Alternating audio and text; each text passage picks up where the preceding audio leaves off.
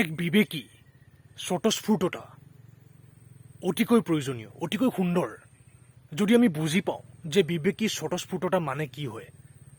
বিবেকী স্বতঃস্ফূৰ্ততা মানে এইটো নহয় যে বিভিন্ন কামনাৰ মতেই নাচি গৈ আছোঁ। সেয়া দেখোন ইচ্ছাৰ গোলামীহে হৈ পৰিব, কামনাৰ গোলামীহে হৈ পৰিব। সেইসমূহৰ পৰা সুস্থ দূৰত্বত থাকিবহে লাগে আমি।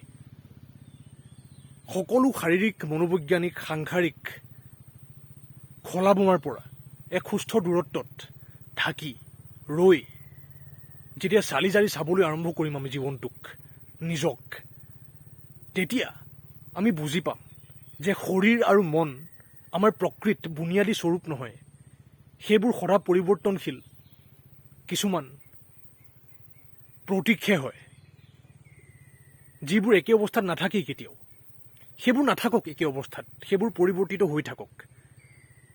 সেইবোৰৰ কাৰাগাৰত সোমাই নাথাকি যেতিয়া চোৱা হয়, দেখা হয়, জনা যায় পৰিৱৰ্তনশীলতাক, অস্থায়িত্বক জীৱনৰ নিজৰ, তেতিয়া এক স্বতঃস্ফূৰ্ততা উদয় হয়।